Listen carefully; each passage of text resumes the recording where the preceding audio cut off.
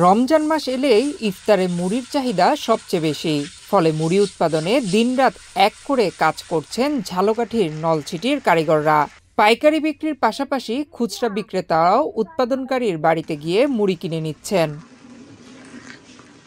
মুড়ি ছাড়া রমজানের ইফতার যেন অসম্পূর্ণ থেকে যায়। তাই তো মুড়ি ভাজার ধুম পড়েছে মুড়ির জন্য বিখ্যাত ঝালকাঠির নলছিটি উপজেলার 10 গ্রামে। মাটির পাত্রে ভাজা হচ্ছে মুড়ি, আর কেনার জন্য আগে থেকেই ভিড় করে আছেন ক্রেতারা।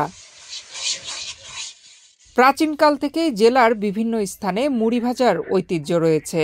তবে পেশা হিসেবে বংশ পরম্পরায় এ কাজ করছে নলছিটি উপজেলার দপদপিয়া ইউনিয়নের বিভিন্ন গ্রাম। এখানকার দপদপিয়া, সরাই, সূর্যপাশা, কুড়ালিয়া, তিমিরকাঠি ও নাচনমহল সহ কমপক্ষে 10 গ্রামে এখন রমজানকে কেন্দ্র করে মুড়ি ভাজার সকাল থেকে রাত পর্যন্ত ব্যস্ত সময় পার করছেন কারিগররা। এখানকার অনেক পরিবার পেশা হিসেবে বছরের 12 মাস মুড়ি ভাজলেও রমজানে নাওয়া খাওয়ার সময় মেলে না তাদের। আমরা 12 মাসই মুড়ি ভেজি, রমজান মাসে একটু বেশি ভাজা হয়। অনেক লোক আসে অন্যান্য দেশ থেকে। আমি 40 বছর তামাক মুড়ি ভেজি। এখানে মুড়ি খুব ভালো। আমাদের মুসলমান ভাইরা আমাদের কাছে চাল নিয়ে আসে। আমরা বিনা সারে, বিনা মেডিসিনে এই মুড়িগুলো খালি লবণ দিয়ে ভাজিয়ে দিই। মানুষে এখন কয় হাতে ভাজা মুড়ি ভালো লাগে, মেশিনের মুড়ি ভালো লাগে না। মেশিনের মুড়িতে স্বাদ দেয়। এরপর আমরা হাতে ভাজি, আমাকে তো অনেক পরিশ্রম হয়, হে মজুরিও আমরা পাই না। এখন আমাকে কাস্টে সব দাম হয়ে গেছে। মুড়ি সংগ্রহ করতে আসা লোকজন ও মুড়ি ব্যবসায়ীরা জানান, সার বা কোনো প্রকার রাসায়নিক দ্রব্য ছাড়াই এসব গ্রামে মুড়ি ভাজা হয়। তাই স্বাদ ও স্বাস্থ্যের দিক বিবেচনা করে এখানকার মুড়ির চাহিদা দিন দিন আশেপাশের জেলাগুলোতেও বেড়েই চলেছে।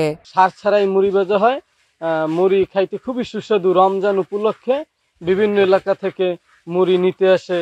আমাকে এই এলাকায় মনে করেন সার ছাড়া শুধু লবণ পানি দিয়েই মুড়ি ভাজা হয়।